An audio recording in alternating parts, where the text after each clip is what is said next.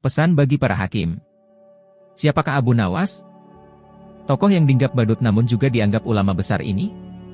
Sufi, tokoh super lucu yang tiada bandingnya ini aslinya orang Persia yang dilahirkan pada tahun 750 M di Ahwas, meninggal pada tahun 819 M di Baghdad. Setelah dewasa ia mengembara ke Basra dan Kufa. Di sana ia belajar bahasa Arab dan bergaul rapat sekali dengan orang-orang Badui padang pasir. Karena pergaulannya itu ia mahir bahasa Arab dan adat istiadat dan kegemaran orang Arab, La juga pandai bersyair, berpantun dan menyanyi. La sempat pulang ke negerinya. Namun pergi lagi ke Baghdad bersama ayahnya, keduanya menghambakan diri kepada Sultan Harun al-Rashid Raja Baghdad. Mari kita mulai kisah penggeli hati ini. Bapaknya Abu Nawas adalah penghulu kerajaan Baghdad bernama Maulana.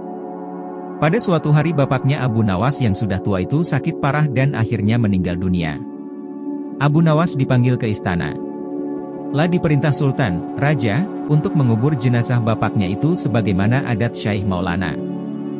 Apa yang dilakukan Abu Nawas hampir tiada bedanya dengan Kadi Maulana, baik mengenai tata cara memandikan jenazah hingga mengkafani, menyalati dan mendoakannya, maka Sultan bermaksud mengangkat Abu Nawas menjadi Kadi atau penghulu menggantikan kedudukan bapaknya. Namun, demi mendengar rencana sang Sultan, tiba-tiba saja Abu Nawas yang cerdas itu tiba-tiba nampak berubah menjadi gila. Usai upacara pemakaman bapaknya, Abu Nawas mengambil sepotong batang pisang dan diperlakukannya seperti kuda. Ia menunggang kuda dari batang pisang itu sambil berlari-lari dari kuburan bapaknya menuju rumahnya. Orang yang melihat menjadi terheran-heran dibuatnya. Pada hari yang lain ia mengajak anak-anak kecil dalam jumlah yang cukup banyak untuk pergi ke makam bapaknya. Dan di atas makam bapaknya itu ia mengajak anak-anak bermain rebana dan bersuka cita. Kini semua orang semakin heran atas kelakuan Abu Nawas itu, mereka menganggap Abu Nawas sudah menjadi gila karena ditinggal mati oleh bapaknya. Pada suatu hari ada beberapa orang utusan dari Sultan Harun al-Rashid datang menemui Abu Nawas. "Hai Abu Nawas, kau dipanggil Sultan untuk menghadap ke istana," kata wazir utusan Sultan. "Buat apa Sultan memanggilku? Aku tidak ada keperluan dengannya," jawab Abu Nawas dengan entengnya seperti tanpa beban. "Hai Abu Nawas, kau tidak boleh berkata seperti itu kepada rajamu." "Hai wazir, kau jangan banyak cakap. Cepat ambil ini kudaku ini dan mandikan di sungai supaya bersih dan segar," kata Abu Nawas sambil menyodorkan sebatang pohon pisang yang dijadikan kuda-kudaan. Si wazir hanya geleng-geleng kepala melihat kelakuan Abu Nawas. "Abu Nawas, kau mau apa tidak menghadap Sultan?" kata wazir. "Katakan kepada rajamu, aku sudah tahu maka aku tidak mau," kata Abu Nawas. "Apa maksudnya Abu Nawas?" tanya wazir dengan rasa penasaran. "Sudah pergi sana, bilang saja begitu kepada rajamu," sergah Abu Nawas sembari menyaruk debu dan dilempar ke arah si wazir dan teman-temannya. Si wazir segera menyingkir dari halaman rumah Abu Nawas.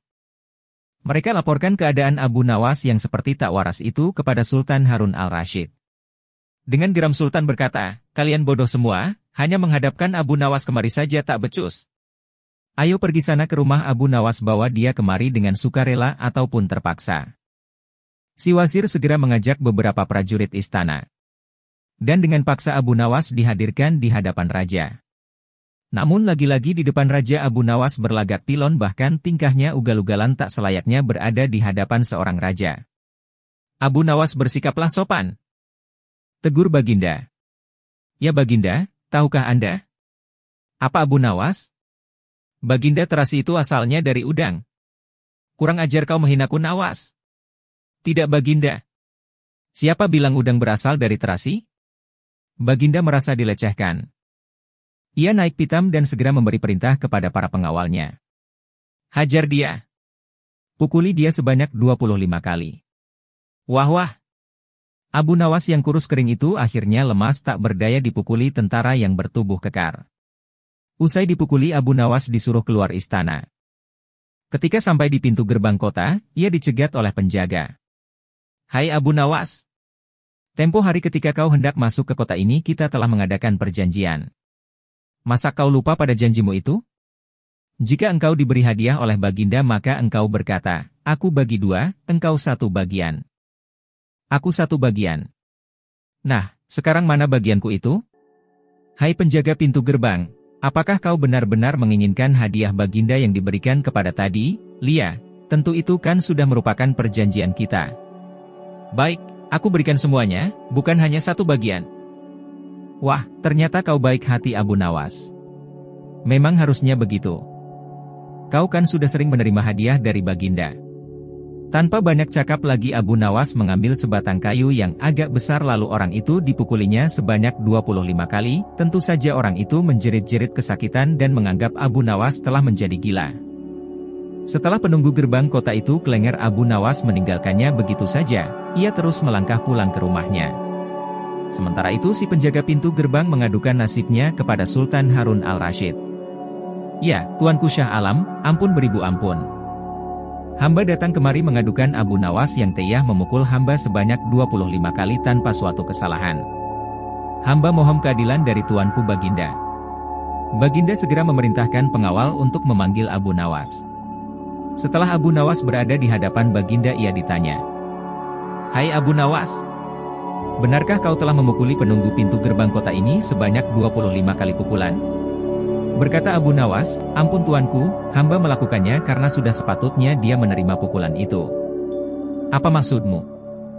Coba kau jelaskan sebab musababnya kau memukuli orang itu, tanya Baginda. Tuanku, kata Abu Nawas. Hamba dan penunggu pintu gerbang ini telah mengadakan perjanjian bahwa jika hamba diberi hadiah oleh Baginda maka hadiah tersebut akan dibagi dua. Satu bagian untuknya, satu bagian untuk saya. Nah pagi tadi hamba menerima hadiah 25 kali pukulan, maka saya berikan pula hadiah 25 kali pukulan kepadanya. Hai penunggu pintu gerbang, benarkah kau telah mengadakan perjanjian seperti itu dengan Abu Nawas? Tanya Baginda. Benar tuanku, jawab penunggu pintu gerbang. Tapi hamba tiada mengira jika Baginda memberikan hadiah pukulan. Hahaha. Dasar tukang peras, sekarang kena batunya kau, sahut Baginda. Abu Nawas tiada bersalah. Bahkan sekarang aku tahu bahwa penjaga pintu gerbang kota Baghdad adalah orang yang suka narget, suka memeras orang. Kalau kau tidak merubah kelakuan burukmu itu sungguh aku akan memecat dan menghukum kamu. Ampun tuanku, sahut penjaga pintu gerbang dengan gemetar.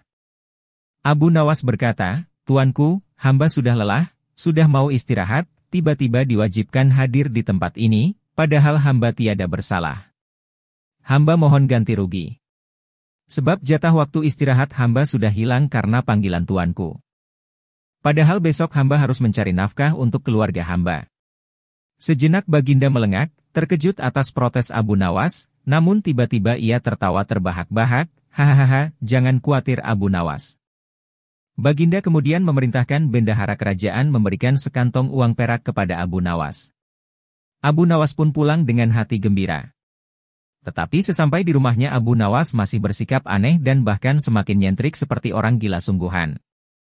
Pada suatu hari Raja Harun al-Rasyid mengadakan rapat dengan para menterinya. Apa pendapat kalian mengenai Abu Nawas yang hendak kuangkat sebagai kadi?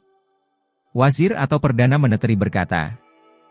Melihat keadaan Abu Nawas yang semakin parah otaknya maka sebaiknya tuanku mengangkat orang lain saja menjadi kadi.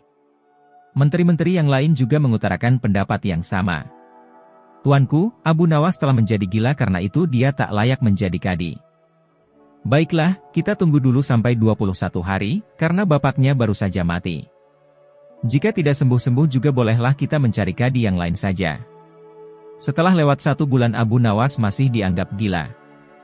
Maka Sultan Harun al-Rasyid mengangkat orang lain menjadi kadi atau penghulu kerajaan Baghdad. Konon dalam suatu pertemuan besar ada seseorang bernama Polan yang sejak lama berambisi menjadi kadi. La mempengaruhi orang-orang di sekitar Baginda untuk menyetujui jika ia diangkat menjadi kadi, maka tatkala ia mengajukan dirinya menjadi kadi kepada Baginda maka dengan mudah Baginda menyetujuinya. Begitu mendengar Polan diangkat menjadi kadi maka Abu Nawas mengucapkan syukur kepada Tuhan. Alhamdulillah aku telah terlepas dari balak yang mengerikan. Tapi, sayang sekali kenapa harus Polan yang menjadi kadi, kenapa tidak yang lain saja? Mengapa Abu Nawas bersikap seperti orang gila? Ceritanya begini. Pada suatu hari ketika ayahnya sakit parah dan hendak meninggal dunia ia panggil Abu Nawas untuk menghadap. Abu Nawas pun datang mendapati bapaknya yang sudah lemah lunglai. Berkata bapaknya, "Hai anakku, aku sudah hampir mati. Sekarang ciumlah telinga kanan dan telinga kiriku. Abu Nawas segera menuruti permintaan terakhir bapaknya. Lah cium telinga kanan bapaknya, ternyata berbau harum, sedangkan yang sebelah kiri berbau sangat busuk.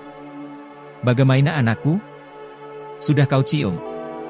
Benar bapak? Ceritakan dengan sejujurnya. Baunya kedua telingaku in. Aduh pak, sungguh mengherankan, telinga bapak yang sebelah kanan berbau harum sekali. Tapi, yang sebelah kiri kok baunya amat busuk. Hai anakku Abu Nawas, tahukah apa sebabnya bisa terjadi begini? Wahai bapakku, cobalah ceritakan kepada anakmu ini. Berkata Syekh Maulana, pada suatu hari datang dua orang mengadukan masalahnya kepadaku. Yang seorang aku dengarkan keeluhannya.